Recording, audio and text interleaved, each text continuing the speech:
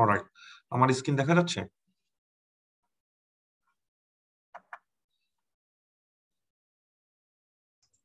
জি ভাইয়া। পারফেক্ট।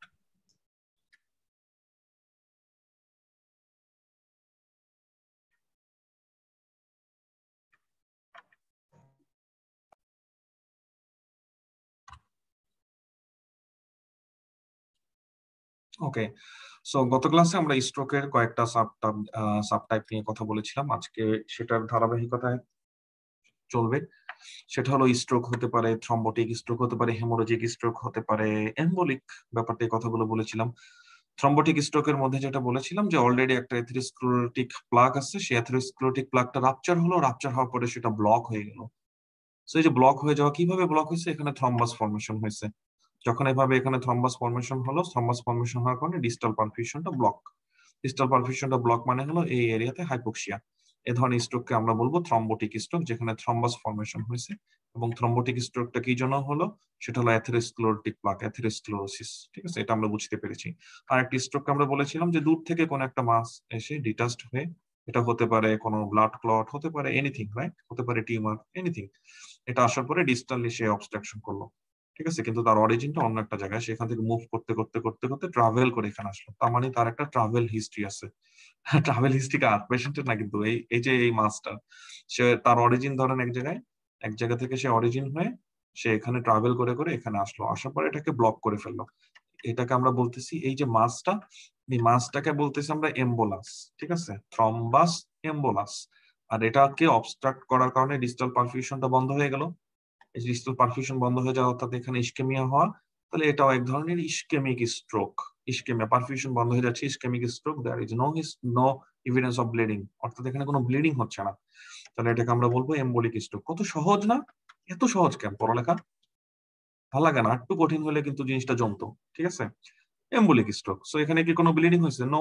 এই দুইজনকে তাহলে আমরা কি বলবো? এই দুইজনকে আমরা বলবো ইসকেমিক স্ট্রোক। আচ্ছা, ঠিক আছে, বুঝলাম।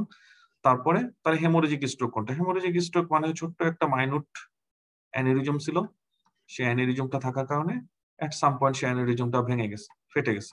ঠিক আছে, অ্যানিরিজম থাকলে তো সেটা ফাটবেই। অ্যানিরিজম যদি থাকে সেটা ফাটবে। ফাটার পর এখন এখান থেকে ব্লাড বেরোনো শুরু করছে। তো ব্লাড যদি এদিক দিয়ে সব বেরোয় যায়, তাহলে তো ডিস্টাল পারফিউশন কমে যাবে। তাহলে ডিস্টাল পারফিউশন কমে গেল, এটা হলো নাম্বার 1।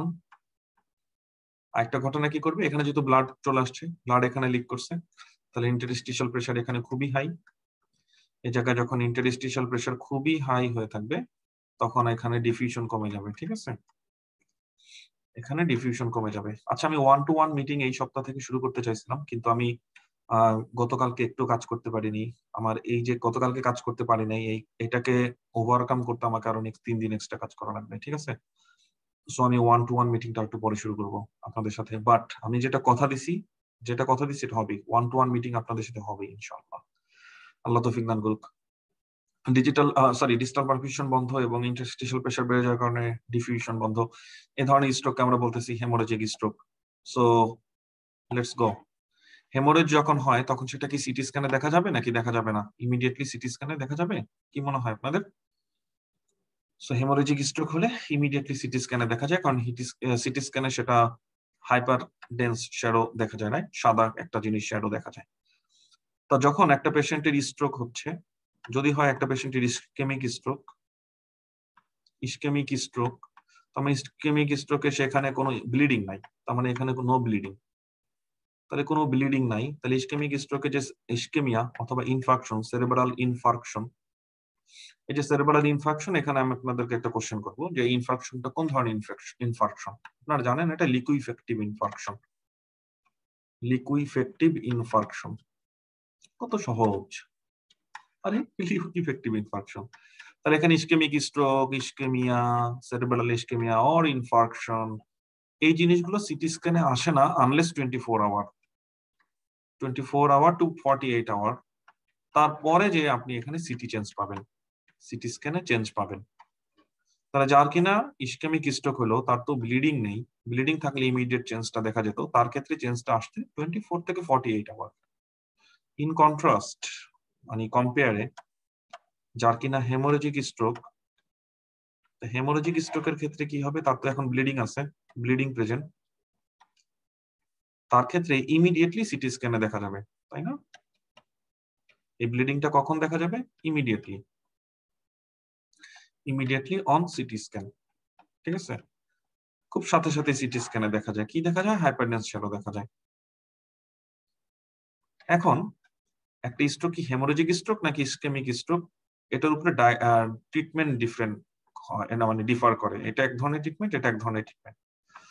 তাহলে একটা পেশেন্ট যখন ক্লিনিক্যালি স্ট্রোক নিয়ে আসলো, যে ক্লিনিক্যালি মনে হচ্ছে তার স্ট্রোক, ঠিক আছে, ক্লিনিক্যালি স্ট্রোক, এখন আমার জন্য ওয়েট করার সময় নেই, এখন আমি ম্যানেজমেন্ট শুরু করতে চাই। এখন আমরা জানি ম্যানেজমেন্ট দুই রকম হবে, এক হতে পারে ইসকেমিক স্ট্রোকের, হতে পারে হেমোরেজিক স্ট্রোকের, ঠিক আছে? ইসকেমিক স্ট্রোকের ম্যানেজমেন্টে হতে পারে, হেমোরেজিক স্ট্রোকের ম্যানেজমেন্টে হতে পারে। এখন এই যে ক্লিনিক্যালি যার স্ট্রোক, এখন আমি বুঝবো কি করে যে এখন তার ইসকেমিক স্ট্রোক নাকি হেমোরেজিক স্ট্রোক? কারণ একজনের ক্ষেত্রে সিটি স্ক্যান চেঞ্জ আসে 24 ঘন্টা 48 ঘন্টা পর, আরেকজনের ক্ষেত্রে ইমিডিয়েটলি। সো আমি এখন একটা সিটি স্ক্যান করব। সিটি স্ক্যান করার উদ্দেশ্য হলো টু সি দ্য ব্লিডিং, কোনো ব্লিডিং আছে নাকি নাই সেটা দেখার জন্য, হেমোরেজ ডিটেক্ট করার জন্য। তাহলে সিটি স্ক্যান করলাম, যদি হেমোরেজ থাকে, যদি হেমোরেজ থাকে তাহলে এটা হেমোরেজিক স্ট্রোক। আর যদি হেমোরেজ না থাকে কিন্তু ক্লিনিক্যালি স্ট্রোক, তার মানে সেটা ধরে নেওয়া যায় ইসকেমিক স্ট্রোক। তাহলে আপনাকে যদি জিজ্ঞেস করা হয় যে অ্যাকিউট স্ট্রোকের একটা পেশেন্টকে সিটি স্ক্যান কেন করা হয়, অ্যান্সার হলো টু এক্সক্লুড, আমি এখানে কি করতে যাচ্ছি, টু এক্সক্লুড হেমোরেজিক স্ট্রোক, ঠিক আছে? অর্থাৎ আপনাকে যদি একটু ট্র্যাপ করে জিজ্ঞেস করে যে সিটি স্ক্যানে কি ইসকেমিয়া দেখা যায় ইমিডিয়েটলি, না দেখা যায় না, তাহলে আমরা এরপরও সিটি স্ক্যান কেন করি? সিটি স্ক্যান করি টু এক্সক্লুড হেমোরেজিক স্ট্রোক। তাহলে ক্লিনিক্যালি যার স্ট্রোক, তার পসিবিলিটি আইদার ইসকেমিক স্ট্রোক অথবা হেমোরেজিক স্ট্রোক। এখন হেমোরেজিক স্ট্রোক যদি আমি এক্সক্লুড করে দেই, তার মানে তার ডায়াগনোসিস ইসকেমিক স্ট্রোক, তাহলে এইভাবে এটাকে ডায়াগনোসিস করা যায়। তাহলে আমার ইসকেমিক স্ট্রোকটা বুঝলাম এভাবে হতে পারে, অন্য কোনো একটা মাস দূর থেকে এসে ব্লক করে দিচ্ছে, অথবা এখানে অ্যাথেরোস্ক্লেরোসিস হয়েছে, ঠিক আছে? এখন ইসকেমিক স্ট্রোকটা কোথায় হচ্ছে? হতে পারে লার্জ আর্টারিতে, বড় একটা আর্টারিতে হলো। লার্জ আর্টারিতে হলো মানে ধরেন মিডল সেরেব্রাল আর্টারি, ধরেন অ্যান্টেরিয়র সেরেব্রাল আর্টারি, ধরেন পোস্টেরিয়র সেরেব্রাল আর্টারি, এরকম বড় বড় আর্টারিতে হলো, বড় বড় এরিয়াতে হলো। আরেকটা হতে পারে small penetrating artery, small and penetrating artery, ছোট ছোট আর্টারি, ঠিক আছে? স্মল অ্যান্ড পেনিট্রেটিং আর্টারি, ছোট ছোট আর্টারি, ছোট ছোট এরিয়াকে সাপ্লাই দিচ্ছে। স্মল এ পেনিট্রেটিং আর্টারিতে যখন সাপ্লাই দিবে, কথাটা আমি কি বুঝবো? যেহেতু ছোট আর্টারি, ছোট এরিয়া, তাহলে স্মল এরিয়া ইনফার্কশন। এত সহজ কেন? যদি এরকম হতো ছোট ছোট আর্টারি বড় এরিয়া, তাহলে না কঠিন হতো। ছোট আর্টারি ছোট এরিয়া, এটা আবার আমার কাছে পড়তে আসছে $50 দিয়া, এটা হইলো?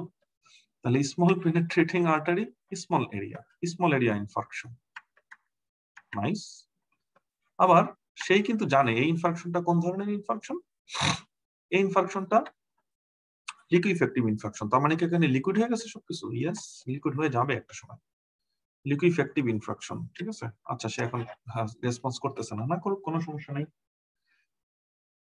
যে আজ রেসপন্স করে না, সে আরেকদিন রেসপন্স করবে। লিকুইফেক্টিভ, ঠিক আছে? ওকে, তো লিকুইফেক্টিভ ইনফ্রাকশন যখন হলো, তার মানে সব এখানে ডেড সেল। ইয়েস, অ্যাকচুয়ালি এখানে সব ডেড। তাহলে এখানে আছে ডেড নিউরন। এখানে আর কি কি থাকতে পারে? একটা ব্রেনের এরিয়াতে, ধরেন একটা ব্রেনের ছোট্ট একটা এরিয়া, এখানে প্রথম ইস্কেমিয়া হলো, ইস্কেমিয়ার পরে ইনফ্রাকশনে চলে গেলাম, যদিও ইস্কেমিয়া থেকে ইনফ্রাকশন যাওয়ার সময় চেঞ্জটা আমি বলবো একটু পরে। তাহলে প্রথমে হয়ে গেল এটা ডেড নিউরন। প্রথমে আর কি থাকবে এখানে? ডেড মাইলিন, কারণ নিউরনের সেল বডির সাথে যে একজন আছে সেখানে আবার মাইলিন আছে। তাহলে ডেড নিউরন, ডেড মাইলিন, তাহলে এদেরকে আমার রিমুভ করা লাগবে। ডেড নিউরন তোমাকে আমি রিমুভ করব, কোন সেল দিয়ে রিমুভ করব? ইনফ্লামেটরি সেল দিয়ে, একটু কিন্তু সবাই জানি আমরা। ডেড মাইলিন, তাকেও কি রিমুভ করতে হবে? হ্যাঁ, তাকেও রিমুভ করব। কোন সেল দিয়ে? সামথিং এরকম কোন সেল যারা ফ্যাগোসাইটোসিস করতে পারে, এই ব্যাপারে কিন্তু আপনারা সবাই একমত যে হ্যাঁ, নিউরনটা মারা গেছে, এই যে তাদের এই লিকুইফেকশন, এই ডেড বডিটা, পচা গলা ডেড বডিটাকে আমাকে রিমুভ করতে হবে। যে ডেড মাইলিন, সেটাও আমাকে রিমুভ করতে হবে। রিমুভ করবে কোন ধরনের সেল? এমন কোন সেল যাদের ফ্যাগোসাইটিক প্রপার্টি আছে। একটু কে না জানে বলেন ফ্যাগোসাইটিক প্রপার্টি? অলরেডি কিন্তু জানেন, বুঝতে পারছেন? অলরেডি জানেন, এই জন্যই কিন্তু আমাদের বিল $50 কেন? বিল তো হওয়ার কথা $250।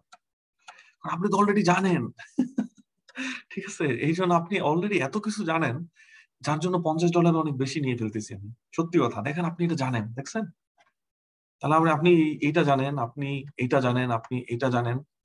স্মল এরিয়া পেনিট্রেটিং আর্টারিতে স্ট্রোক, তার মানে স্মল এরিয়া ইনফেকশন, আপনি এটাও জানেন। আরে সবই জানেন, দেখছেন কি অবস্থা। তাহলে লিকুইফেক্টিভ নেক্রোসিস ছিল, সবকিছু আমি রিমুভ করে ফেললাম। এখন হয়ে গেল ফাঁকা স্থান। তা ব্রেনের কোনো ফাঁকা স্থান কি দিয়ে পূর্ণ হবে? ব্রেনের কোনো একটা ফ্লুইড দিয়ে পূর্ণ হবে নাকি? নাকি বাতাস? বাতাস তো থাকার কথা না, তাই না? তাহলে এখানে চলে আসবে কোনো একটা ফ্লুইড। তাহলে আমি সবকিছু ডেড সেল গুলোকে এখান থেকে রিমুভ করে ফেলছি, ডেড নিউরন রিমুভ। এখন এখানে রিপ্লেস হবে কি দিয়ে? রিপ্লেস হবে একটা ফ্লুইড দিয়ে। তাহলে আপনি একটা ফ্লুইডের নাম বলেন তো, যে ব্রেনের মধ্যেই আছে, ব্রেনের আশেপাশে আছে, সেই ফ্লুইডটা এখানে দিয়ে ফ্লুইড দিয়ে দেওয়া যাবে না রিপ্লেস করে দেওয়ার জন্য? তাহলে কি বলবেন আপনারা? আমি জানি সবাই বলবে এটা সিএসএফ। Wow, good. এখন এই এরিয়াটা তো ড্যামেজ হয়ে গেছে। তাহলে এখানে ড্যামেজ হয়ে গেলে কোনো, যেখানে আমি রিজেনারেশন করতে পারবো না, সেখানে আমি কি করব? রিপেয়ার করব। আচ্ছা ঠিক আছে, এরিয়া গুলো ভেঙে চুরে গেছে, একটু রিপেয়ার করে দিই। তাহলে একটা সেল চলে আসবে, যে সেলগুলো তার চারপাশটা রিপেয়ার করে দেবে, ঠিক না? এরকম ভাবে রিপেয়ার করে দিবে, তার চারপাশটা একটু রিপেয়ার করে দিই, একটু স্কার টিস্যু ফর্ম করে দিই। তাহলে রিপেয়ার করে দিল মানে এখানে স্কার ফর্মেশন হলো, তাই না? এখন আপনাদের মধ্যে একজন ভলান্টিয়ার আমাকে বলবে যে স্কার ফর্মেশনটা সিএনএস এর কোন সেল করে? কোনটা? এই যে দেখছেন, এটা এই যে $200 পোর্শন, এটা পারে তো সবকিছু। সো এটা হলো অ্যাস্ট্রোসাইট। তাহলে অ্যাস্ট্রোসাইট এটা ওয়ান ধরনের গ্লিয়াল সেল। গ্লিয়াল সেল দিয়ে যে স্কার, সেই স্কারের নাম গ্লায়াল স্কার। অথবা অ্যাস্ট্রোসাইট দিয়ে, এই যে অ্যাস্ট্রোসাইট প্রলিফারেশন করে এই কাহিনীটা যে করলো, এই কাহিনীর আরেকটা নাম হলো গ্লিওসিস। পরীক্ষা কি এগুলো আসবে? এই ডিফাইন গ্লিওসিস, হেই ডিফাইন গ্লিয়াল স্কার না। এই জন্য তো ইউএসএমএল দিতে আসছি। কারণ যখন আপনি নিজেকে অ্যাসাইন করছেন আপনি ইউএসএমএল দিবেন, অলরেডি আপনি অনেক অশান্তি থেকে নিজেকে রিমুভ করে ফেলছেন। অলরেডি আপনি ডিসাইড করে ফেলছেন যে আপনি হ্যাপি হতে চান। কারণ আপনি যদি এফসিপিএস এর জার্নিতে যেতেন, তাহলে যে ডেফিনেশন আপনার রাস্তা ছাড়তো না, মানে আপনার আপনার সঙ্গী হয়ে যেত সারা জীবনের জন্য। পার্ট 2 পরীক্ষাতে যে ওই ডেফিনেশন, এই স্যার শুনতে চাই ওইটা, ওই স্যার শুনতে চাই এটা, হ্যাঁ হয়েছে কাম এবার। ঠিক আছে, এই ধরনের স্টেজ পাওয়া লাগবে না আর কি। ঠিক আছে, সো অ্যাগেন সে আলহামদুলিল্লাহ, ইউএসএমএল হয় নাই, বাট ইউএসএমএল ডিসিশন নিতে পারছেন এবং ইউএসএমএল চেষ্টা করতে পারতেছেন। এই যে সুযোগটা আল্লাহ পর্যন্ত দিছে, অনেক ভালো আছি আলহামদুলিল্লাহ বলে লাগে। তারপরে আমরা সামনে আগাবো। সবাই বলছেন? বলছে সামনে আগাই। ওকে, তাহলে দেখাই যাচ্ছে এখানে একটা ছোট ক্যাভিটি, যার চারপাশে গ্লিয়াল স্কার, মাঝখানে ফ্লুইড। এটাকে আমি যদি লেগ বলি কোনো সমস্যা হবে? না ভাইয়া, কোনো সমস্যা হবে না, ছোট্ট একটা লেগ। তাহলে যেই স্ট্রোক থেকে এরকম লেগ তৈরি হয়, ওই স্ট্রোকটাকে আমরা আসেন না লেকুনারি স্ট্রোক বলি। তাহলে লেকুনারি স্ট্রোকটা আমি কোথা থেকে পেলাম? লেকুনারি স্ট্রোকটা আমি পেলাম যে কোনো একটা small penetrating, small end penetrating arteriole. সেই আর্টারিওলে যদি কোনো স্ট্রোক হয়, কি ধরনের স্ট্রোক? ইসকেমিক, মোস্টলি সেটা ইসকেমিক। ঠিক আছে, ইসকেমিক স্ট্রোকের কারণে এটা হবে। হেমোরেজিক মেসাকার এরিয়াটা আরো বেশি বড়। তাহলে ওই ধরনের স্ট্রোককে আমি বলবো লেকুনারি স্ট্রোক। এই পর্যন্ত আমরা সবাই বুঝতে পেরেছি। এখন আমি একটা জিনিস এখনো বলিনি, সেটা কি? যে ইসকেমিয়া থেকে যে ইনফার্কশন পর্যন্ত গেলাম, কি কি ঘটনা ঘটলো? ইসকেমিয়া থেকে ইনফার্কশনে গেলাম, সেখানে কি কি ঘটনা ঘটলো? ঠিক আছে, ওকে। সবাইকে আমরা একটু বিটিভিতে নিয়ে যাই। ছোটবেলা যখন বিটিভি দেখতাম, সেখানে পন্ডস ফেস ওয়াশ, সেই পন্ডস ফেস ওয়াশে পিএইচ কি বেশি ছিল না কম ছিল? সাধারণ ফেস ওয়াশ অথবা সাধারণ সাবান আর পন্ডস ফেস ওয়াশ, পিএইচ বেশি, এটা তো ফেসের পিএইচ কম আর কি, অ্যাসিডিক যদি হয় তাহলে এটা এর জন্য খারাপ, ব্লা এরকম একটা জিনিস বুঝাইছে। তা সেটাতে কি করতো? লাল লিটমাস নীল করতো, মানে ক্ষার বেশি আর কি। সাবানে তো অ্যাসিড বেশি থাকে না, আমি ভুল বলতেছি, ক্ষার বেশি থাকে। তো কোনো সাবানে যদি ক্ষার বেশি থাকে, তাহলে ক্ষার যদি বেশি থাকে তাহলে সেটা কি করতো? লাল লিটমাসকে নীল করতো। একটু আমরা বুঝে ফেলছি। আমি এটা শিখছি বিটিভি থেকে, যেটা বিটিভি থেকে শিখছি আমি এটা নিব না কেন? তাহলে সাধারণ সাবান আর পন্ডস ফেস ওয়াশ, এখান থেকে আমরা শিখলাম যে ক্ষারের প্রেজেন্স রেড লিটমাসকে ব্লু করে। তাহলে আমি যেটা বুঝলাম, তাহলে অ্যাসিডের প্রেজেন্স, অ্যাসিডিটির প্রেজেন্স ব্লু লিটমাসকে রেড করে। ওকে, সেই পন্ডস ফেস ওয়াশ থেকে এখন আমরা চলে আসবো নিউরনে। কি ধরনের নিউরন? যখন কোনো একটা নিউরনে ইসকেমিয়া হয়, ইস্কেমিয়া যদি হয় তাহলে সেখানে অ্যানারোবিক গ্লাইকোলাইসিস হবে, অ্যারোবিক গ্লাইকোলাইসিস স্টপ, রাইট? তাহলে সেখানে এখন যদি হয় অ্যানারোবিক গ্লাইকোলাইসিস, এটা আমরা সবাই জানি না যে হ্যাঁ যেখানে ইস্কেমিয়া সেখানে অ্যানারোবিক গ্লাইকোলাইসিস, দেখেন এটাও আপনি জানেন। তাহলে অ্যানারোবিক গ্লাইকোলাইসিসে প্রোডিউস হয় ল্যাকটিক অ্যাসিড, এটাও কিন্তু আপনি জানেন, আমি প্রিটি শিওর আপনি জানেন। তাহলে ল্যাকটিক অ্যাসিড মানে হলো অ্যাসিডোসিস। তাহলে অ্যাসিডোসিসের জন্য যদি সেলের কালার চেঞ্জ হয়, সেটা কি ধরনের কালার হবে? সেটাকে বলা হয় রেড নিউরন। দেখেন রেড নিউরন আর রেড নিউক্লিয়াস কিন্তু এক কথা না। রেড নিউরন মানে কোন একটা ইস্কেমিক নিউরন। তাহলে কোন একটা নিউরনকে মরফোলজিক্যালি, অর্থাৎ তার এখনো ইন্টিগ্রিটিটা ঠিক আছে, সে এখনো লাইসিস হয়ে যায় নাই, তার এখনো অ্যাপোপ্টোসিস হয়ে যায় নাই, নেক্রোসিস হয়ে যায় নাই, কিন্তু সে ইস্কেমিক, তখন আমি যেটা বলবো সেটা পাবো হলো রেড নিউরন। আর রেড নিউক্লিয়াস কি? রেড নিউক্লিয়াস এটা ব্রেন স্টেমে থাকে, রুব্রোস্পাইনাল ট্র্যাক্ট ফর্ম করে, সো একসাথে করা যাবে না। রেড নিউরন যখন কথাটা বলবে তার মানে হলো ইস্কেমিয়া, এটা একটা মরফোলজিক্যাল চেঞ্জ, ঠিক আছে? সো আমরা এখন পন্ডস ফেস ওয়াশ দিয়ে স্ট্রোককে ধুয়ে ফেললাম। স্ট্রোক যখন ধোয়া শেষ, তাহলে দেখি স্ট্রোকের আর কি কি জিনিস বাকি আছে।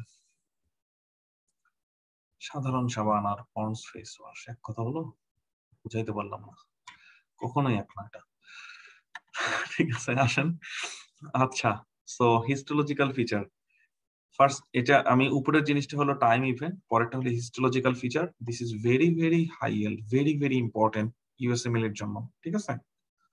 প্রথম কথাই যেটা, সেটা হলো 12 থেকে 24 ঘন্টার মধ্যে একটা ইস্কেমিক নিউরনে কি ঘটনা ঘটতে পারে। ইওসিনোফিলিক সাইটোপ্লাজম, আপনার কাছে এখনো সেন্স মেক করতেছে না যে ভাইয়া ইওসিনোফিলিক সাইটোপ্লাজম মানে কি? আচ্ছা, ইওসিনোফিলিক সাইটোপ্লাজম না বুঝলে তাহলে ইওসিনোফিল, বেজোফিল কথাগুলো কই থেকে আসছে আমরা একটু একটু মনে করি, মনে আছে? Eosinophil, neutrophil, neutrophil should be neutral, yes. Basophil should be basophilic.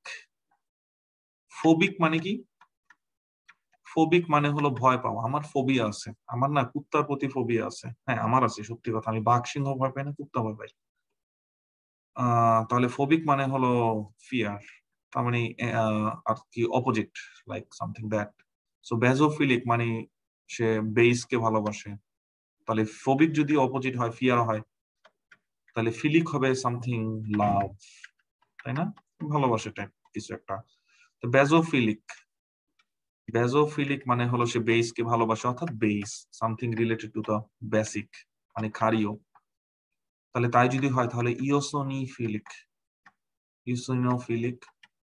তাহলে বেজো মানে যদি অ্যাসিড হয়, তাহলে ইওসিনো মানে সামথিং অ্যাসিডিক, তাহলে এটা হবে kind of acidic stain. Acidic stain means reddish stain, মানে স্টেইন, পিঙ্কিশ স্টেইন, ঠিক আছে? সো ইওসিনোফিলিক সাইটোপ্লাজম মানে হলো পিঙ্কিশ রেডিশ সাইটোপ্লাজম, ঠিক আছে? এটা আমাকে বুঝতে হবে। তারপরে কথা হলো পিকনোটিক নিউক্লাই। এই যে পিকনোটিক নিউক্লাই, পিকনোসিস মানে কি? সেটা হলো নিউক্লিয়াসের যে একটা চেঞ্জ আসে ইস্কেমিয়া হলে সেটা। তো প্রথম চেঞ্জটার মানেটা কি এটা আমরা বুঝলাম, যেটার মিনিং হলো এটা। তারপরে কথা, 24 থেকে 72 ঘন্টার মধ্যে নেক্রোসিস হচ্ছে এবং নিউট্রোফিল আসতেছে। ওয়েল, কেন? সেন্স মেক করে। প্রথম ঘটনাটা ঘটলো ইস্কেমিয়ার জন্য, তাহলে ইস্কেমিয়া এটা একটা রিভার্সিবল সেল ইনজুরি, রাইট? মানে ইস্কেমিয়া, ইস্কেমিয়া হলে কি সেল ডেথ হয়ে যাবে? না, এটা যদি পারসিস্ট করে তাহলে প্রথমে রিভার্সিবল সেল ইনজুরি, তারপরে হলো ইরিভার্সিবল সেল ইনজুরি, না এখন সেল ডেথ হয়ে যাবে। ইস্কেমিয়ার কারণে যদি সেল ডেথ হয়, সেটা কি অ্যাপোপ্টোসিস হবে নাকি নেক্রোসিস হবে? নেক্রোসিস হবে। অবশ্যই অ্যাপোপ্টোসিস হতে পারে, depends on the severity and progress. Like খুব স্লো যদি হয় তাহলে সেটা অ্যাপোপ্টোসিস হতে পারে, সেল ডিসিশন নিবে, একটা অর্গানের সেল ডিসিশন নিবে, ওয়েল বেঁচে থাকার কোনো অর্থ নেই এখানে, ঠিক আছে? সেটা ডিফারেন্ট জিনিস। কিন্তু অ্যাকিউট ইনসিডেন্স প্রোগ্রেসিভ নেক্রোসিস। তাহলে নেক্রোসিস হলো, আমরা জানি অ্যাপোপ্টোসিস এবং নেক্রোসিসের মধ্যে একটা বেসিক পার্থক্য আছে। অ্যাপোপ্টোসিস এবং নেক্রোসিসের মধ্যে বেসিক পার্থক্য কি? একটা হলো ইনফ্লামেশন হয়, একটা হলো ইনফ্লামেশন হয় না। কোনটা ইনফ্লামেশন হয় না? অ্যাপোপ্টোসিস ইনফ্লামেশন হয় না। তাহলে যদি নেক্রোসিস হয়, নেক্রোসিস মানে হলো কি? ঠাস, সেল মারা গেছে, এভাবে সেলের ডেড বডি পড়ে আছে, এখন এটাকে রিমুভ করা দরকার, এই ডেড বডিটাকে রিমুভ করা দরকার। ডেড বডিটাকে রিমুভ করার জন্য ফ্যাগোসিটিক সেলের এখানে মাইগ্রেট করে আসা দরকার। ফ্যাগোসিটিক সেলগুলো যে এখানে মাইগ্রেট করে আসবে, ঠিক আছে? ফ্যাগোসিটিক সেলগুলো যে এখানে মাইগ্রেট করে আসবে, তাদের ক্ষেত্রে কি হবে? তাহলে তো এটাই হলো ইনফ্লামেশন হয়ে গেল, তাই না? ফ্যাগোসাইটিক সেলগুলো যখন মাইগ্রেট করে এখানে আসবে, এটাই হলো ইনফ্লামেশন। এটাই হলো ইনফ্লামেশন। তাহলে নেক্রোসিস হলো, নেক্রোসিস হওয়ার সেই সেল ডেড বডিটাকে রিমুভ করার জন্য চলে আসলো নিউট্রোফিল। আপনাদের হয়তো বা মনে আছে একটু আগে আমি যেটা দেখাইলাম, dead neuron, dead neuron and dead myelin. আপনাদের একটা রিসার্চের হাইপোথিসিস বলবো, আপনারা দেখবেন, মিলে দেখবেন। যারা যারা এখন গোল সিলেক্ট করতেছে না, ঠিক আছে, দেখবেন এখনো গোল সিলেক্ট করতেছে না। আচ্ছা, পার্সোনালি নিয়েন না, আমি হাইপোথিসিসটা বলি, আপনারা রিসার্চ করার দরকার নেই, খোঁজার দরকার নেই। হাইপোথিসিসটা আপনি আপনার জন্য মনে রাখবেন। যারা যারা এখন গোল নিতেছে না তারা কদিন পরে ঝরে পড়বে, ঠিক আছে? এটাকে বলা হয় ড্রপ আউট। আপনি যদি না চান যে ড্রপ আউট হওয়া মানে হলো কি জানেন? ড্রপ আউট হওয়া মানে হলো জার্নি আপনি শেষ হবে না। আমি যে জার্নিটা শুরু করছি, হয়তো বা এই জার্নিটা যে সুপার ফাস্ট, অর্থাৎ যে খুব বেশি কোঅপারেট করবে, যা টু ডু লিস্ট দেওয়া হচ্ছে সেটা শেষ করে আরো অ্যাডভান্স পড়াশোনা করবে, তার ক্ষেত্রে জার্নি শেষ হবে উইদিন 9 মান্থ। যে মোটামুটি ফলো করবে সেক্ষেত্রে দেখা যাবে যে হ্যাঁ তার একটু বেশি লাগবে, মোর দেন 9 মান্থ। কিন্তু যে ড্রপ আউট, যে ড্রপ আউট, ট্রাস্ট মি, কারণ এই স্পিডে পড়লে তো 9 মান্থে শেষ হবে, 9 মান্থের বেশি লাগবে। আমি যে টু ডু লিস্ট দিচ্ছি এটা দেখলে 9 মান্থে পরীক্ষা দিতে পারবে না, 9 মান্থের চেয়ে বেশি লাগবে, ঠিক আছে? তাহলে যে ড্রপ আউট সে কি পরীক্ষা দিতে পারবে কিনা? তাহলে আপনার যেটা গোল হবে যে কখনো ড্রপ আউট হওয়া যাবে না, টিকে থাকতে হবে, এটা হলো গোল। মনে থাকবে? টিকে থাকার উপায় বলে দিছি, প্রতিদিন 3 ঘন্টা হার্ডলি পড়াশোনা, মানে 3 ঘন্টা ফিক্সড এন্ড হার্ড, আমি এটা করবই। আজকে সারাদিনে কিচ্ছু করা হয় নাই, ওয়েল, অ্যাকসেপ্ট করে নিলাম। ডিনার শেষ, বাসার সবাই ঘুমিয়ে গেছে, আপনি জায়গা থাকেন, কাজ শেষ করে পরে ঘুমান, এরকম হন, বানান কমিটমেন্ট, দেখবেন কাজ শেষ হবে, ঠিক আছে? মানে আপনার বডি বুঝে ফেলবে যে না, এত নাসর বান্দা, কাজ শেষ না হলে পরে রাত্রে এরকম করে। সিরিয়াসলি ট্রাস্ট মি, আপনার বডি এটা বুঝে ফেলবে, ঠিক আছে? আপনার ব্রেনের ভিতরে সামথিং কিছু একটা আছে যেটাকে কন্ট্রোল করা খুব হার্ড। এটা যদি এখনো না বুঝে থাকেন, আমি বলবো এটা বুঝতে হবে এখনই। আমি আবার পড়া চলে আসতেছি, ইস্কেমিয়া থেকে নেক্রোসিস পর্যন্ত চলে গেলাম। নেক্রোসিস মানে হলো নিউরন ডেড, মাইলিন ডেড। আমি বলেছিলাম দুইজনকে রিমুভ করার জন্য ফ্যাগোসাইটিক সেল দরকার, বলিনি কোনটাকে কে রিমুভ করতে পারবে, অর্থাৎ লিমিটেশনস আছে, দুইটাকে দুইটা সেল রিমুভ করতে পারবে। নিউরন নিউট্রোফিল খুব সহজে রিমুভ করে ফেলতে পারে। নিউট্রোফিল আসলো, কেন নিউট্রোফিল আসবে? ফাস্ট রেসপন্স, সে খুব দ্রুত রেসপন্স করতে পারে। নিউট্রোফিল এসে তাকে রিমুভ করে ফেললো। কিন্তু মাইলিনকে রিমুভ করাটা নিউট্রোফিলের জন্য একটু হার্ড, কারণ মাইলিনে প্রচুর পরিমাণে লিপিড থাকে, অর্থাৎ তেলকে কাজ মানে ক্লিন করাটা একটু কঠিন না? অয়েলি কোন একটা সাবস্টেন্সকে ক্লিন করা একটু কঠিন না? অয়েলি এই অয়েলি সাবস্টেন্সটাকে ক্লিন করাটা একটু কঠিন, একটু মানে বেশি সময় লাগে, ঠিক আছে? তাহলে এটাকে ক্লিন করার জন্য, অয়েলি জিনিসটাকে ক্লিন করার জন্য একটু বেশি সময় লাগবে। বেশি সময় লাগলে তার মানে কি একটু ক্রনিক ইনফ্লামেটরি সেল টাইপের কিছু আসলে ভালো হয়, যে একটু একটু লং লাস্টিং, নিউট্রোফিলের চেয়ে একটু লং লাস্টিং, একটু বেশি সময় কাজ করবে। হ্যাঁ, তাহলে সে কি ম্যাক্রোফেজ টাইপের কেউ? ওকে, তাহলে ম্যাক্রোফেজ টাইপের কোন সেল ব্রেনে আছে? হ্যাঁ আছে, কে সে? মাইক্রোগ্লিয়া। আচ্ছা, তাহলে সেন্স মেক করে যে ওরা একটু স্লোলি, পারসিস্টেন্টলি, একটু সময় নিয়ে এটাকে রিমুভ করতে পারবে। তাহলে আপনি খুব সহজভাবে একটা জিনিস শিখে গেলেন যে নেক্রোসিস হলো নিউট্রোফিল, নিউট্রোফিলকে নিউট্রোফিল রিমুভ করবে সেল বডিকে, নিউরোনাল সেল বডিকে, কিন্তু মাইলিনটাকে রিমুভ করবে ম্যাক্রোফেজ, এবং সে একটু পরে লম্বা সময় জুড়ে কাজ করবে। কথাগুলো আমাদের এই নোটের মধ্যে আসে যে কে কোনটা ক্লিন করবে, ঠিক আছে? 3 থেকে 5 দিন সবকিছু ক্লিন হয়ে গেল, অর্থাৎ একটা ক্লিন সারফেস। যখন সবকিছু ক্লিন করা হয়, ক্লিন করে ফেলি, তখন আমাদের হিলিং প্রসেস শুরু হয়, অর্থাৎ এখন গ্লিওসিস শুরু হবে তারও পরে।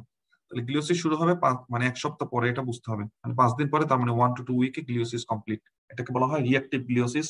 এমটি জায়গাটাকে ভরার জন্য এখন অ্যাস্ট্রোসাইট প্রলিফারেশন করবে, দ্যাটস ওয়াই গ্লিওসিস, ঠিক আছে?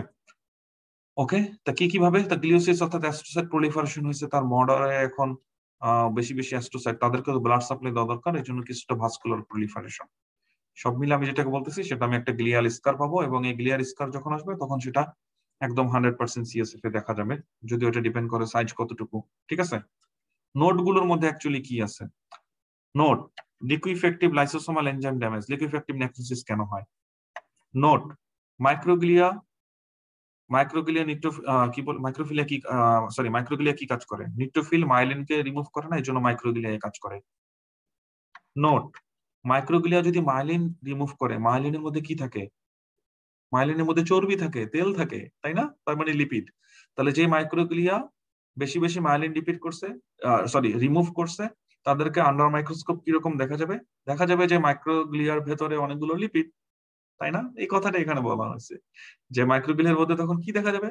মাইক্রোগ্লিয়ার মধ্যে তখন দেখা যাবে মাইলিন। এখন সে মাইলিন খেলে তো কিছু নিউরনের কিছু বডিও তার মধ্যে থাকবে, এগুলো মাইক্রোগ্লিয়ার মধ্যে দেখা যাবে। এটা কি পড়তে হবে ভাই? একটু সত্যি করে চিন্তা করেন তো। মানে একবার যদি আমি এটা পড়ি, একটু মন দিয়ে পড়ি, একটু ভালোভাবে পড়ি, ভালোবেসে পড়ি, চিন্তা করে পড়ি, এনজয় করে পড়ি, এটা কি মানে আহ ওই ওই যে আছে না কিছু মানুষ হেঁটে হেঁটে পড়ে, দৌড়ায় দৌড়ায় পড়ে, জোরে জোরে পড়ে, এরকম করা দরকার আছে? অ্যাকচুয়ালি দরকার নাই। এটা ওইরকম ভাবে পড়ার পরীক্ষা ইউএসএমএল না, ঠিক আছে? ওকে, তারপরে কথা হলো infarction usually replaced with cystic space. Cystic space মানে হলো ফ্লুইড ফিল্ড স্পেস, এই কথাটা আপনারা বুঝে ফেলছেন, ঠিক আছে? আমি জানি এইভাবে বইটাকে দেখতে কারোই ভালো লাগতেছে না, আমারও ভালো লাগতেছে না। একটু সময় নিয়ে আমরা এটাকে ক্লিন করি আসেন।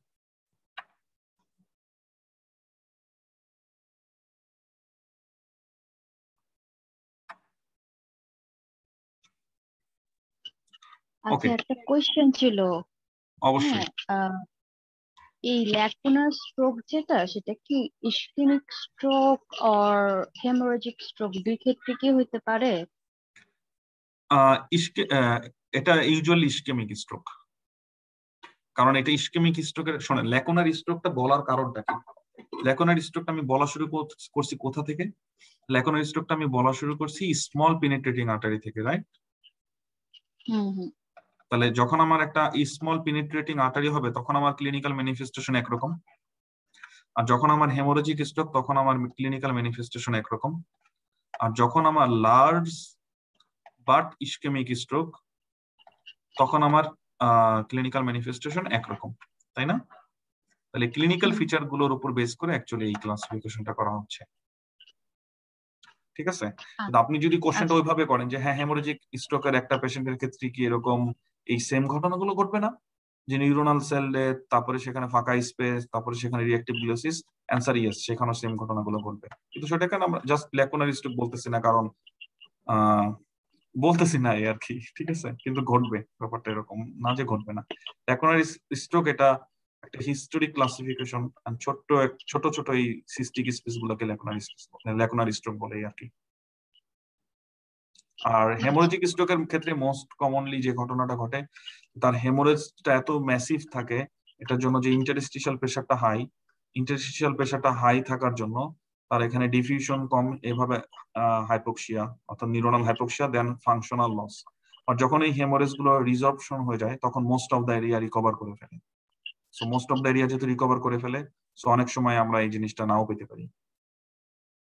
কিন্তু যেটা স্মল পেনিট্রেটিং আর্টারি মানে হলো তার কোনো কোল্যাটারাল সার্কুলেশন নাই, সে যে এরিয়া থেকে সাপ্লাই দিচ্ছে তার কোনো কোল্যাটারাল সার্কুলেশন নাই, অর্থাৎ এটা যদি এখন ব্লক হয়, এই জায়গায় নিউরন গুলোর ডেথ কনফার্ম।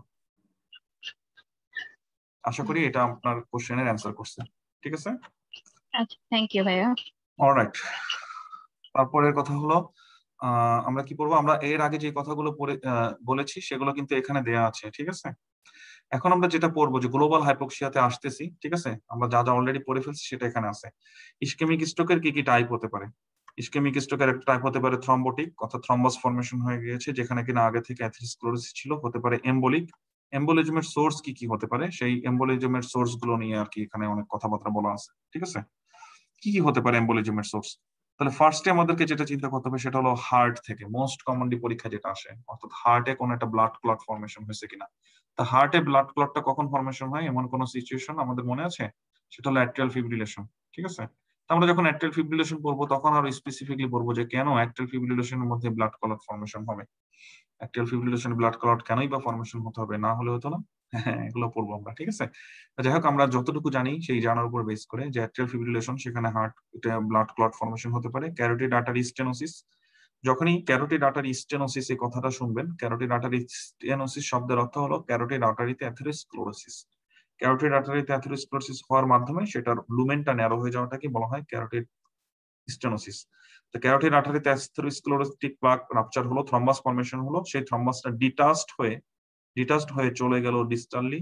আর এবং আমরা জানি ক্যারোটিড আর্টারির ব্রাঞ্চ গুলো আমাদেরকে ইভেনচুয়ালি ক্যারোটিড আর্টারি থেকে ইন্টারনাল ক্যারোটিড আর্টারি থেকে middle cerebral artery and anterior cerebral artery formation হচ্ছে।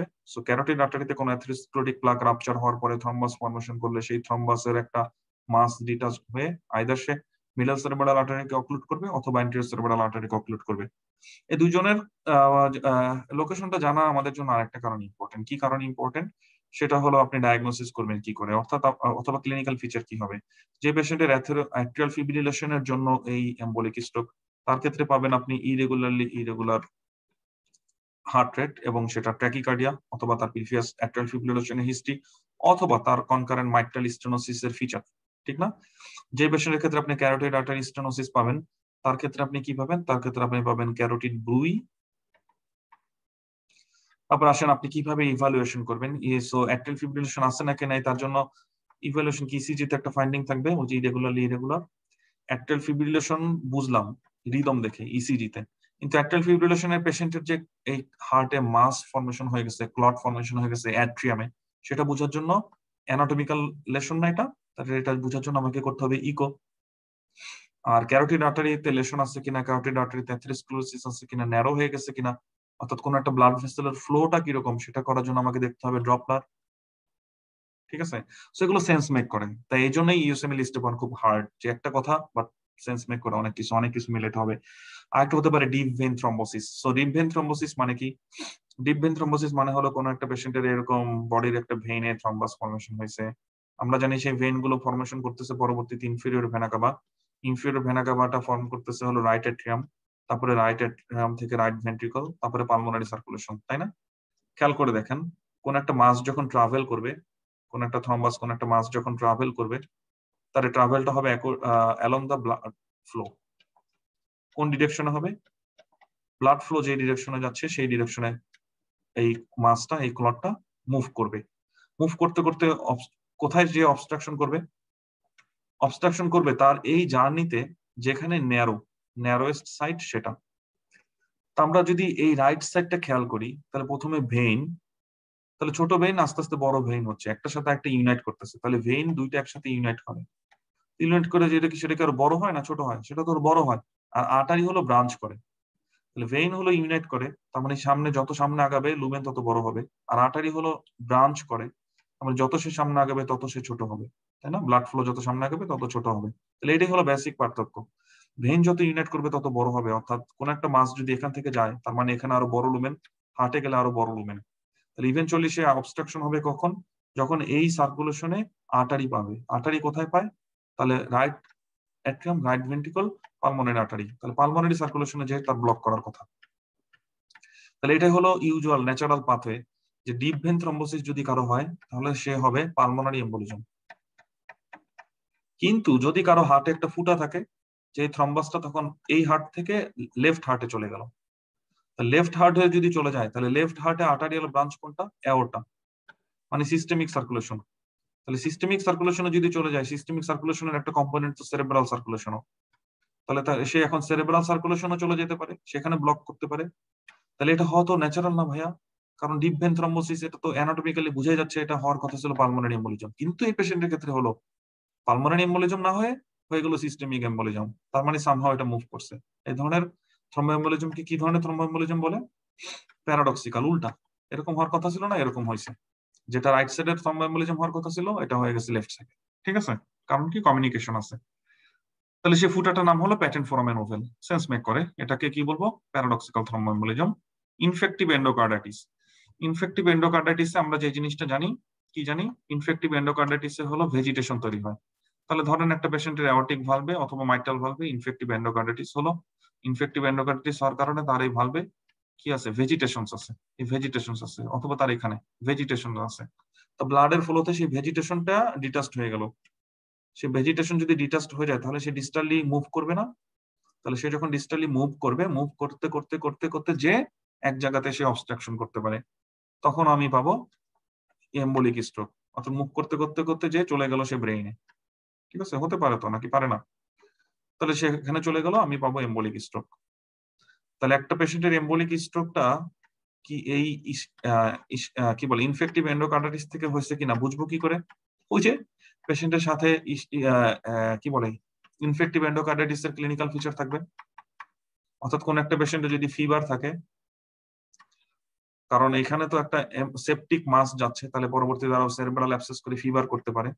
কোন একটা পেশেন্টের যদি ইনফেক্টিভ এন্ডোকার্ডাইটিস এর রিস্ক ফ্যাক্টর থাকে, অর্থাৎ এই পেশেন্টটা আইভি ড্রাগ ইউজার, অথবা তার প্রিভিয়াস হার্ট লেশন আছে, তার নিউ অনসেট মারমার পাওয়া যাচ্ছে। নিউ অনসেট মারমার মানে হলো নতুন ডিফেক্ট, ঠিক আছে? তখন আমি সাসপেক্ট করব যে এই পেশেন্টের embolic stroke due to infective endocarditis, ঠিক আছে? সো দেখেন এই ব্যাপারগুলো আমাদেরকে ক্লিনিক্যালি হেল্প করবে চিন্তা করতে, ঠিক আছে? এবং এই জিনিসগুলো ইম্পর্টেন্ট।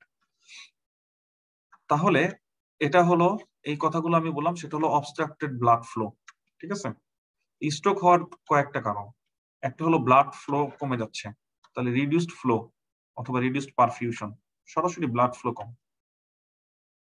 আচ্ছা, আরেকটা তো হতে পারে মানে ব্লাড ফ্লো কম মানে এই আর্টারিতে ব্লাড যাচ্ছে না, তাহলে একটা হতে পারে লোকালাইজড অক্লুশন অর্থাৎ আর্টারিয়াল অক্লুশন, এটার জন্য।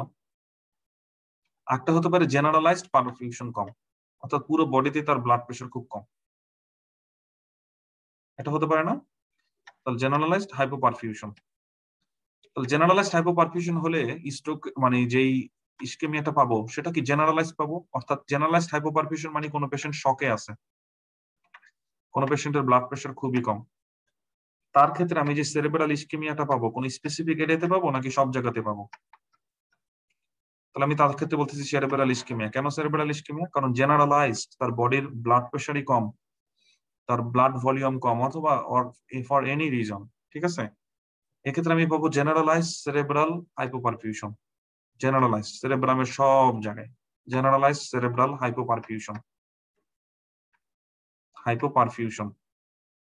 আচ্ছা আমি আপনাকে বলি, কোন একটা ফ্যামিলিতে যদি খাবার বন্ধ হয়ে যায়, ঠিক আছে? এই ফ্যামিলিতে 10 জন মানুষ আছে ধরে না, খাবার সাপ্লাই যদি কোনো কারণে বন্ধ করে দেই, কারা সবার আগে মারা যাবে? খুব weird example, excuse me, emotionally খুব স্ট্রেসফুল এক্সাম্পল দিচ্ছি এগুলা, বাট ভিতরে নেওয়ার দরকার নেই, জাস্ট থিঙ্ক করেন। কোন একটা লোকালয় কোন একটা জায়গায় যদি খাদ্য সংকট দেখা যায়, তাহলে কারা সবার আগে মারা যাবে? যারা মোস্ট ভালনারেবল। ভালনারেবল মানে হয় এক্সট্রিমলি এল্ডারলি অথবা চিলড্রেন, যারা খাবার ছাড়া টিকতে পারবে না। হেলদি অ্যাডাল্ট স্ট্রং, তারা একটু রিলেটিভলি স্ট্রং হয়। তাহলে যখন এরকম কোনো কজ পাবো আমি যেখানে generalised hypoperfusion, in general cerebral hypoperfusion, ব্রেনের এত বড় ব্রেনের কোথাও ব্লাড সাপ্লাই নাই, সেখানে মারা যাবে কারা? সেখানে মারা যাবে যারা কিনা ভালনারেবল এরিয়া। কারা ভালনারেবল এরিয়া? যাদের ডিমান্ড একটু বেশি, অথবা যারা হাইপোক্সিয়া সহ্য করতে পারে না। দুইটা কথা, এক হয় ডিমান্ড বেশি অথবা লেস রেজিলিয়েন্ট। বুঝতে পারছেন? ওকে, সো এই এরিয়াগুলো সম্পর্কে জানতে হবে। আরেকটা ব্যাপার হলো পারফিউশন ঠিক আছে, মাগার অক্সিজেন নেই। শাবাশ। তো ধরে নেন অক্সিজেনের সমস্যা অর্থাৎ জেনারেলাইজড হাইপোক্সিয়া। তাহলে একটা পেশেন্টের যদি জেনারেল হাইপোক্সিয়া থাকে, তাহলে সেরেব্রাল হাইপোক্সিয়া হবে, এটা কি জেনারেলাইজড টার্ম? তাহলে একটা হলো সেরেব্রাল হাইপোপারফিউশন, ব্লাড যাচ্ছে না, ব্লাড ফ্লো কম। আর একটা হলো ব্লাড যাচ্ছে কিন্তু ব্লাডের মধ্যে অক্সিজেন নেই, তাহলে হাইপোক্সিয়া। কিন্তু দুইটা ব্যাপারে কিন্তু জেনারেলাইজড, আপনাকে বুঝতে হবে জেনারেলাইজড নাকি লোকাল।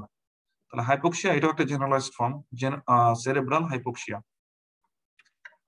আচ্ছা না বুঝলে আমি আরেকটু ছবি এঁকে বুঝাই, ঠিক আছে? বিরক্ত হেন না, যারা বুঝছেন তারা বিরক্ত হেন না, ঠিক আছে? এটা কিন্তু কম্বাইন্ড অ্যাপ্রোচে গেলে খুবই ইয়ার একটা ব্যাপার, ঠিক আছে? এবং এক যে লেকচারার এই জিনিসগুলোকে অ্যাড্রেস করা খুব টাফ, কারণ যদি এরকম হয় যে একটা পপুলেশন অলরেডি বুঝে গেছে, তার জন্য এখন আমি এবার রিপিট করা এটা তাদের জন্য হবে ইরিটেটিং। ভাইয়া বেশি কথা হয়, হ্যাঁ কইছি নাকি আমি বুঝি নাই, বেশি বুঝনা সে। আরেকটা হলো আরে ভাইয়া তো তোকে পেনি, আচ্ছা থাক। আরেকটা গ্রুপ হলো যে তারা বুঝে নাই, তাদের জন্য হেল্প হয়েছে। আবার অনেক সময় আমি একটু ফাস্ট মুভ করি, তখন যখন ফাস্ট মুভ করি তখন আবার এক গ্রুপ খুশি হয়, আরেক গ্রুপ খুশি হয় না। মজার ব্যাপার হলো this is the beauty of world, heterogeneity, ঠিক আছে?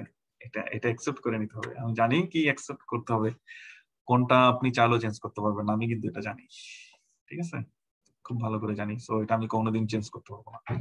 অলরাইট, সো ধরে নেন এটা হলো আমাদের ব্রেইন, তর্কের খাতিরে ধরে নিচ্ছি এটা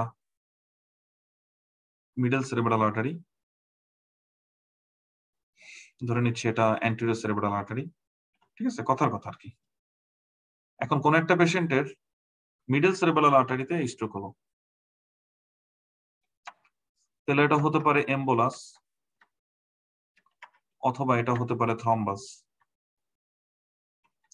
তাহলে তার কিন্তু হাইপোক্সিয়া হবে এই রিজিয়নে, এই আর্টারিতে, আর ব্লাড ফ্লো নাই, বাকিগুলো কিন্তু ঠিক আছে। তার এই অ্যান্টেরিয়র সেরেব্রাল আর্টারি ওকে, এই অ্যান্টেরিয়র সেরেব্রাল আর্টারি ওকে, এই মিডল সেরেব্রাল আর্টারি তাও ওকে, সবকিছু ঠিক আছে।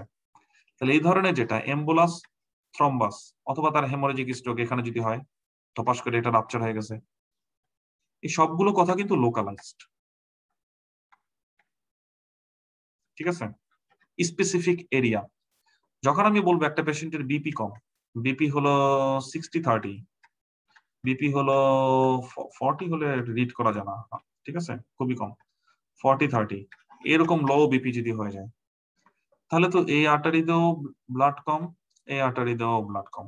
একটা patient major trauma, burn trauma নিয়ে আসছে, অথবা মেজর সার্জারি সেখানে ব্লিডিং হয়েছে, অথবা বার্ন হয়েছে, প্রচুর ফ্লুইড লস হয়েছে, তার এখন টোটাল প্লাজমা ভলিউম কম, তার যার টোটাল প্লাজমা ভলিউম কম, তাহলে তো তার দুই দিকেই ব্লাড সাপ্লাই কম, রাইট? তাহলে এটাকে আমি বলবো generalised form, generalised hypoperfusion, generalised hypoperfusion. এইটা কেন কম? সব জায়গায় কম, সবগুলো আর্টারিতে ব্লাড ফ্লো কম। আরেকটা হলো হাইপোক্সিয়া, কোভিড-19 হলো ধরেন, কোভিড-19 হওয়ার কারণে তার অক্সিজেন স্যাচুরেশন কমে এখন 60 নিচে চলে আসছে, 70 নিচে চলে আসছে, ঠিক আছে। তাহলে জেনারেলাইজড হাইপোক্সিয়া মানে দুই জায়গাতেই, সব জায়গায়, কোনো আর স্পেসিফিক এরিয়াতে ব্লাড অবস্ট্রাক্টেড না। আপনাকে আমি যেটা এখন বলতে যাচ্ছি, জেনারেলাইজড নাকি লোকালাইজড এটা আপনাকে বুঝতে হবে। এখন আমি বলতেছি জেনারেলাইজড। জেনারেলাইজড হতে পারে, একটা কজ হতে পারে হাইপোক্সিয়া, একটা হতে পারে জেনারেলাইজড হাইপোপারফিউশন। এটার জন্য কি ব্রেন এফেক্টেড হতে পারে না? আনসার হলো ইয়েস, ব্রেন এফেক্টেড হতে পারে। তো চলেন দেখি কিভাবে এফেক্টেড হয়, কোথায় এফেক্টেড হয় সেটা আমরা এখন বুঝবো, এবং সেই কজগুলো এখানে বলছে। তাহলে hypoxic due to hypoperfusion or hypoxaemia, দেখছেন কখন হতে পারে? মেজর সার্জারি যেখানে খুব বেশি ব্লিডিং হয়, যেমন কার্ডিয়াক সার্জারি, ঠিক আছে। এরা এফেক্ট করবে কোথায়? এরা এফেক্ট করবে ওয়াটারশেড এরিয়া। হ্যাঁ, ওয়াটারশেড এরিয়া মনে আছে কি আপনাদেরকে বলেছিলাম ওয়াটারশেড এরিয়া মানে কি? ওয়াটারশেড এরিয়া মানে হলো অনেকগুলো মানুষ এখানে বসে আছে, তারা জিলাপি খাবে মিলাদ শেষে, ঠিক আছে। অনেকগুলো মানুষ এখানে মিলাদ শেষে জিলাপি, আহারে আমেরিকা যারা আছে তারা কতদিন হয়েছে জিলাপি খায় না, স্পেশালি যারা আমার মতন মিনেসোটার দিকে আছে। তাহলে ওয়াটারশেড এরিয়া মানে হলো, ওয়াটারশেড এরিয়া মানে হলো এই যে দুইটা আর্টারি এখানে এসে মিলিত হলো, অর্থাৎ দুই দিক থেকে জিলাপি বিতরণ শুরু হয়েছে, রাইট? জিলাপি যদি শর্ট পড়ে, কারা জিলাপি পাবে না ভাই? কারণ জিলাপি এরে দাও, জিলাপি নাও, জিলাপি নাও, জিলাপি নাও, জিলাপি নাও, শেষ। জিলাপি নাও, জিলাপি নাও, জিলাপি নাও, জিলাপি নাও, জিলাপি নাও, শেষ। কিরে ভাই আপনার শেষ? হ্যাঁ শেষ। ভাই আপনার? আমারও শেষ। হ্যাঁ, তাহলে দুইজনেরই যদি ব্লাড ফ্লো কম থাকে, দুইজনেরই যদি ব্লাড ফ্লো কম থাকে, তাহলে কিন্তু এটা হবে। খেয়াল করছেন? দুইজনেরই যদি ব্লাড ফ্লো কম থাকে, তাহলে এমন একটা এরিয়া নষ্ট হবে যেখানে দুইজনের এন্ড আর্টারিয়াল সাপ্লাই, দুইজন যেখানে মিট করছে সেটা, এই এরিয়াটাকে বলতেছে ওয়াটারশেড এরিয়া। এই এরিয়াতে ইনফ্রাকশন হলে আমরা বলবো ওয়াটারশেড ইনফ্রাকশন। তাহলে দুইটা এরিয়াতে এরকম কম কখন হবে? অর্থাৎ দুইটা সেরেব্রাল আর্টারিতে কম, তার মানে এটা আপনাকে হিন্ট দিচ্ছে জেনারেলাইজড কন্ডিশন। তার মানে এটা হতে পারে জেনারেলাইজড হাইপোপারফিউশন অর হাইপোক্সিয়া। আশা করি সবাই এই পর্যন্ত 100% বুঝতে পারছেন, ঠিক আছে। ওকে, সো কারো যদি মন খারাপ করে থাকে জিলাপির কথা মনে করে, তার জন্য আমি তার তার কাছে আর কি স্পেসিফিকলি সরি বলতে চাই যে না না, আপনি এটা এটা করতে পারেন না, নিউরোলজি পড়তে আসছি, আপনি জিলাপির কথা মনে করতে পারেন না। ওকে, মনে করাবো না। তাহলে হাইপোক্সিয়াতে যেটা হবে সেটা হলো ওয়াটারশেড এরিয়াতে ইনফার্কশন, ঠিক আছে। সো ওয়াটারশেড এরিয়া গুলো কোথায় আছে?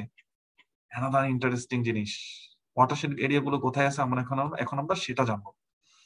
সো ওয়াটারশেড এরিয়া জানার জন্য আমাকে বুঝতে হবে কোন আর্টারি গুলো কে কে জিলাপি দিচ্ছে।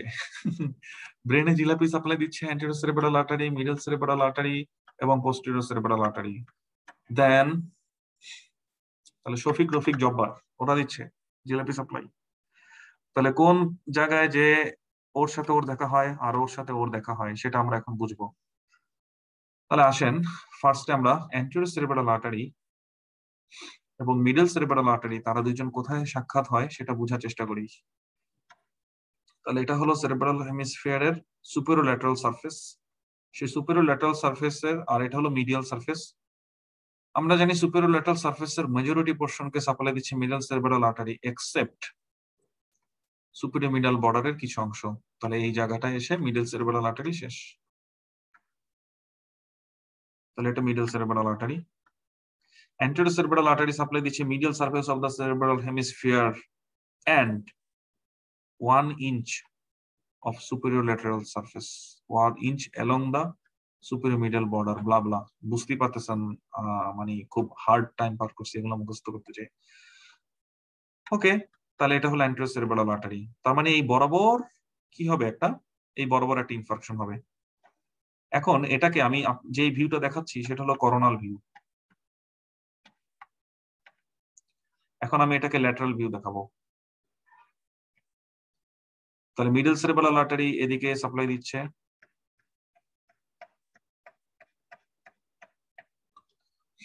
অ্যান্টেরিয়র সেরেব্রাল আর্টারি এদিকে সাপ্লাই দিচ্ছে। তাহলে ওয়াটারশেড এরিয়াটা এই বরাবর। আপনি আমাকে বলবেন ওয়াটারশেড এরিয়াটা কি আকৃতির। তাহলে ওয়াটারশেড এরিয়াটা এখানে, আর ঠিক এই জিনিসটা সত্য পেছন দিকে পোস্টেরিয়র সেরেব্রাল আর্টারির সাথে। অর্থাৎ এখানে মিডল সেরেব্রাল আর্টারি আর এদিকে পোস্টেরিয়র সেরেব্রাল আর্টারি, ঠিক আছে। তাহলে এই একই জিনিস সত্য পেছন দিকে যখন হবে তখন পোস্টেরিয়র সেরেব্রাল আর্টারির সাথে, আর এটা অ্যান্টেরিয়র সেরেব্রাল আর্টারির সাথে। তাহলে পুরো জিনিসটা সুপেরিয়র ল্যাটারাল সারফেসে যেটা দেখা যাচ্ছে পুরোটাই হলো একটা ওয়াটারশেড এরিয়া, যেটাকে ল্যাটারাল ভিউতে দেখা যাচ্ছে এরকম, আর যেটাকে সামনের দিক থেকে দেখা যাচ্ছে এরকম, মানে এতটুকু। তাহলে এটা কি একটা কাঁচতে শেপ না? একটু কি কারো বুঝতে বাকি আছে? এই সাইড থেকে দেখলে তাকে এরকম মনে হয়, তাই না? আর এদিক থেকে দেখলে মনে হয় তার লেন্থ এতটুকু। তাহলে অ্যাকচুয়ালি সে এরকম কাঁচতে শেপ, ঠিক আছে, সিকল শেপ। তাহলে এটাকে বলা হয়, এই এরিয়াটা কিরকম, এই এরিয়াটা হলো সিকল শেপ। ওয়াটারশেড এরিয়াটা কিরকম, সিকল শেপ। তাহলে এইটুক সবাই বুঝছেন কিনা, একটু বুঝলে একটু হ্যাঁটা বলেন, আমি একটু অনুপ্রেরণা পাই যে হ্যাঁ বুঝছি যে এটা কেন সিকল শেপ। কারণ দেখেন এখানে বুঝলাম এই ক্রস সেকশনে দেখা যাচ্ছে এরকম, যখন আমি এই সারফেসটা দেখি তাহলে সারফেসটা তো এরকম রাউন্ড, তাই না? বর্ডারটা তো এরকম রাউন্ড, তাহলে বর্ডারের 1 ইঞ্চ এরকম, তাহলে এই ওয়াটারশেড লাইনটাও এরকম রাউন্ড, তাহলে এরকম রাউন্ড আর এতটুকু ব্রেথ, তাহলে এটা সিকল শেপ। এটুকু সবাই বুঝছি কিনা, একটু বুঝলে আওয়াজ দিয়েছে হ্যাঁ ভাই বুঝছি। ভাইয়া ভাইয়া ওকে ওকে, না যেমন ভাবে ভাইয়া বলছেন আমি খুব কি বুঝেন নাই, ওকে না বুঝছি উপায় আছে, না বুঝলে টাকা ফেরত। ওকে, সো এই টাকা ফেরতের চ্যালেঞ্জ শুরু হয়ে যাবে কদিন পরে, রমজান চলে আসতেছে। আপা এই ড্রেসের রং উঠলে টাকা ফেরত, ঠিক একইভাবে আমাকে এখন চ্যালেঞ্জ দেওয়াই লাগবে, না বুঝলে টাকা ফেরত। সো যে জিনিসটা আমাদের ছিল কাস্তে শেপ, তাহলে এরকম এটা কি করলাম, তাহলে যে জিনিসটা ছিল আমাদের এরকম কাস্তে শেপ, সিকল শেপ, ঠিক আছে। মজার ব্যাপার কি জানেন, সিটি স্ক্যান আপনি কি দেখবেন, তাহলে কাস্তে শেপ ছিল ব্যাপারটা যখন এরকম, ব্রেনটা যখন এরকম, তখন সিটি স্ক্যান আমরা স্লাইস গুলো কিভাবে দেখি, শাইন শাইন। তাহলে সিটি স্ক্যানের একটা ফিল্মে আপনার ওয়াটারশেড এরিয়াটা একবার এখানে দেখাবে আর একটু এখানে দেখাবে, খেয়াল করছেন? কারণ আপনি কিন্তু মিস করতেছেন কিছু এরিয়া সিটি স্ক্যানে, রাইট? তাহলে সিটি স্ক্যান আমরা কিরকম দেখবো, এই এরিয়াতে সামনে একটু পাবো পেছনে একটু পাবো, একটু সেন্স মেক করে কিনা যে হ্যাঁ একটু সেন্স মেক করে। কারণ সিটি স্ক্যান এভাবে নেয় শাইন শাইন, তাহলে এখানে একটু পাবো এখানে একটু পাবো, সামনে একটু পাবো পেছনে একটু পাবো। তাহলে সিটি স্ক্যান যেটা হবে, সিটি স্ক্যান আমি দেখবো এখানে একটু ওয়াটারশেড এরিয়া, এখানে একটু ওয়াটারশেড এরিয়া। হ্যাঁ, তারপর আবার একটা এই কাঁচতেটা পুরো 3D বুঝি, তাহলে এই কাঁচতে শেপ অথবা যে কাঁচি শেপ যেটা বলতেছি, ঠিক আছে, সিকল শেপ ল্যাটারাল থেকে দেখলে মনে হয় এরকম, সামনের দিক থেকে দেখলে কেমন মনে হবে, এরকম নাকি এরকম? তাহলে 3 ডাইমেনশনালি কোনো জিনিসকে যদি এরকম হয়, অর্থাৎ চতুর্দিক থেকে তাকে এরকম দেখায়, তাকে বলা হয় ওয়েজ শেপ। এবং আমরা জানি এই ইনফ্রাকশন গুলো সবসময় ওয়েজ শেপ হয়, আমরা সবাই এটা জানি যে যখন কোনো জায়গায় ইনফ্রাকশন হবে, কোনো টিস্যুতে যখন ইনফ্রাকশন হবে সেটা হবে ওয়েজ শেপ। এরপরে কথা হলো কেন? কেন? কারণ একটা আর্টারি যখন এভাবে আসে, আসার পরে এভাবে সে ব্রাঞ্চ করে, আবার এদিকে ব্রাঞ্চ করে, আবার এদিকে ব্রাঞ্চ করে, ব্রাঞ্চ করে, ব্রাঞ্চ করে, ঠিক আছে? তাহলে এখন দেখেন তো, তাহলে ইস্কিমিয়া যদি হয় তাহলে এখান থেকে এতটুকু এরিয়া চলে যাচ্ছে, রাইট? তাহলে এটা সব ডাইমেনশনের জন্য প্রযোজ্য। আমি আপনাকে একটা ডাইমেনশন দিচ্ছি, দেখাচ্ছি, কারণ আমার এখানে তো 3D দেখানো সম্ভব না। তাই যদি হয় তাহলে এটা ওয়েজ শেপ হবে। তাহলে একটা ইনফ্রাকশন হলে সবসময় সেটা ওয়েজ শেপ হয়, তাহলে এটা ওয়েজ শেপ। তাহলে আমি সিটি স্ক্যানে এরকম ওয়েজ শেপ দেখতে পাবো, এবং কেন সামনে একটু দেখতে পাবো, পিছনে একটু দেখতে পাবো। সবকিছু সেন্স মেক করছে, বিশ্বাস করেন এগুলো সবকিছু পাবেন। খালি ফার্স্ট এড সব জায়গায় একসাথে সবকিছু একসাথে দেয় নাই, এটাই হলো আমাদের একটা challenge, but we will see. Okay, তা এই পর্যন্ত আমরা বুঝতে পারছি যে ওয়াটারশেড এরিয়া কি এবং ওয়াটারশেড এরিয়াতে কিরকম সিটি স্ক্যান ফাইন্ডিং থাকে। একটু নোট নিয়ে রাখলাম, আমি পরে দেখাবো কিরকম দেখা যাচ্ছে, ঠিক আছে? এখন আসেন ট্রিটমেন্ট। ওকে, ট্রিটমেন্ট। সো ট্রিটমেন্ট, এটা যদি হয় থ্রম্বোটিক স্ট্রোক, ঠিক আছে, থ্রম্বাস ফর্মেশন হয়েছে, ঠিক আছে, থ্রম্বাস ফর্মেশন হলো, তাহলে থ্রম্বাস ফর্মেশন হলে তাহলে থ্রম্বোসিস হচ্ছে, তাহলে আমি এখন এটাকে কি করব, থ্রম্বাসটাকে লাইসিস করে দিতে যাচ্ছি। তাহলে ন্যাচারালি কি থ্রম্বোসিস লাইসিস করে দেওয়ার জন্য আমাদের বডিতে কিছু আছে? হ্যাঁ ভাইয়া আছে। কি সেটা? সেটা কি? সেটা হলো টিস্যু প্লাজমিনোজেন অ্যাক্টিভেটর। সে কি কাজ করে? সে প্লাজমিনোজেন, এই ওজেন থাকলে সেটা ইনঅ্যাক্টিভ, কে প্লাজমিনে কনভার্ট করে, এবং সেই প্লাজমিন ফিব্রিনোলাইসিস করে। ওয়াও! তাহলে তাই যদি হয়, তাহলে আমাদের এখন গোল থাকবে পেশেন্টকে টিপিএ সাপ্লাই দেওয়া, টিস্যু প্লাজমিনোজেন অ্যাক্টিভেটর সাপ্লাই দেওয়া, যেন আমাদের বডির সেই ন্যাচারাল প্লাজমিন গুলো প্লাজমিনোজেনটা প্লাজমিনে কনভার্ট হয়ে এই কাজটা করে। কিন্তু এটা তো সব স্ট্রোকে কাজটা করতে পারবো না। যে স্ট্রোক কিনা ইসকেমিক, সেই স্ট্রোক আমরা এটা করতে পারবো। Yes, that's why we need CT scan. CT scan করে আমরা দেখবো আগে স্ট্রোকটা কি হেমোরেজিক নাকি ইসকেমিক। যদি দেখি হেমোরেজিক, তাহলে তো আর এটা করা যাবে না। যদি দেখি ইসকেমিক, তখন দেখতে হবে টাইম, যে এটা কি স্যালভেজেবল কিনা। অর্থাৎ এখন যদি আমি ফ্লোটাকে রিএস্টাবলিশ করি, তাহলে আমার যে এরিয়াটাতে ইসকেমিয়া হয়েছে এটা কি মানে তাকে ফিরে পাওয়া যাবে কিনা, নাকি দরকার নেই, রাইট? ব্যাপারটা এরকম। তাহলে ট্রিটমেন্ট দেবো কি, tissue plasminogen activator why and when, অবশ্যই 3 ঘন্টার মধ্যে। তাহলে কিছু এরিয়া আমাকে বাঁচানো যাবে, এবং অবশ্যই চেক করতে হবে যে সেখানে কোনো রকম হেমোরেজ নেই অর রিস্ক অফ হেমোরেজ নেই। রিস্ক অফ হেমোরেজ মানে কি, স্টেপ 1 এর জন্য একটু জানা প্রযোজ্য, সেটা হলো কোনো ব্রেনে আদার কোনো লেশন নেই, ঠিক আছে? একটু জানলে চলবে, যদিও আরো পড়ালেখা আছে, আমি চাইলে দেখা দিতে পারবো আপনাদেরকে, দেখাচ্ছি একটু পরে দেখাচ্ছি। ওকে, সো টিস্যু প্লাজমিনোজেন অ্যাক্টিভেটর দেওয়া, এটা হলো ফার্মাকোলজিক্যালি রিপারফিউশন করা, অথবা এটা মেকানিক্যালি করা যায় নিউরো ইন্টারভেনশনে, সেটা হলো থ্রম্বেক্টমি। আপনি বড় একটা আর্টারিতে থ্রম্বাস অথবা এম্বোলাস আসছে, সেটাকে আপনি বের করে নিয়ে আসলেন ছোট্ট ভাস্কুলার সার্জারির মাধ্যমে, এন্ডোভাস্কুলার, ঠিক আছে? Reduce the risk of medical, কি বলে, reduce the risk with medical therapy. Well, so যার একবার স্ট্রোক হয়েছে, আমি জানি না তার স্ট্রোক বারবার হোক। আমি তো দেখলাম যে তার স্ট্রোকটা কেন হয়েছে। তার স্ট্রোকটা হয়েছে অ্যাথেরোস্ক্লেরোটিক প্লাক রাপচার হওয়ার পরে সেখানে থ্রম্বাস ফর্মেশন হয়েছে। অ্যাথেরোস্ক্লেরোটিক প্লাক রাপচার হওয়ার পরে ফার্স্ট ইভেন্ট যেটা ঘটে সেটা হলো প্লাটিলেট সেটার সাথে অ্যাডহেয়ার করে। তাহলে আমি পেশেন্টকে কি করবো, অ্যান্টি প্লাটিলেট থেরাপি দেবো, যেন পেশেন্টের ফিউচারে, যার একবার অ্যাথেরোস্ক্লেরোটিক এই ঘটনা ঘটছে, এটা ইন্ডিকেট করে তার অবশ্যই ভেতরে আরো অ্যাথেরোস্ক্লেরোটিক প্লাক আছে। তাহলে আমি চাই না ফিউচারে তার অ্যাথেরোস্ক্লেরোটিক প্লাক যদি টুকটাক রাপচার হয়ও, একটু ইগনোর করলেই হতো, একটু টুকটাক রাপচার যদি হয়ও, সেখানে যেন প্লাটিলেট ডিপোজিশন না হয়। সো এই জন্য আমি পেশেন্টকে দেবো অ্যাসপিরিন অর ক্লপিডোগ্রেল অর কম্বিনেশন। কখন কোনটা, এই ব্যাপারে এটা জানার জন্য আপনাদেরকে দিতে হবে স্টেপ 2C কে, তাই তাড়াতাড়ি স্টেপ 1 শেষ করেন। অপটিমাম ব্লাড প্রেশার কন্ট্রোল করবো কেন? কারণ আমি চাই না তার অ্যাথেরোস্ক্লেরোসিসটা প্রোগ্রেস করুক, এবং অ্যাথেরোস্ক্লেরোসিসের একটা রিস্ক ফ্যাক্টর হলো blood pressure, blood sugar control করবো, লিপিড কন্ট্রোল করবো, স্মোকিং সিচুয়েশন করবো কেন? ইয়েস, আমি চাই না তার অ্যাথেরোস্ক্লেরোসিস প্রোগ্রেস করুক, অর্থাৎ এটা এক ধরনের প্রিভেনশন। ট্রিট দ্য কন্ডিশন, অর্থাৎ আদার কিছু কন্ডিশন যেখানে অ্যাকচুয়ালি অ্যাথেরোস্ক্লেরোসিস না বাট আদার কজ, যেটার কারণে এম্বোলিক স্ট্রোক হয়েছে, লাইক অ্যাট্রিয়াল ফিব্রিলেশন আর ক্যারোটিড আর্টারি স্টেনোসিস, আমি সেই কন্ডিশন গুলো ট্রিটমেন্ট করবো।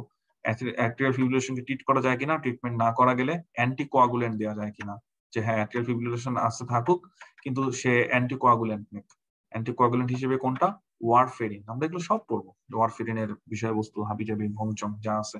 ক্যারোটিড আর্টারি স্টেনোসিস যদি থাকে, ওকে এখন এটাকে ঠিক করে ফেলি আমরা, আসেন, ঠিক আছে এরকম। আর যে কথাটা বলছিলাম যে জেনারেলাইজড হাইপোপারফিউশন আর হাইপোক্সিয়া হলে ব্রেনের কোন এরিয়া গুলো বেশি susceptible? Very very high yield, very very high yield for step 1, এটা থেকে পরীক্ষা আসবে।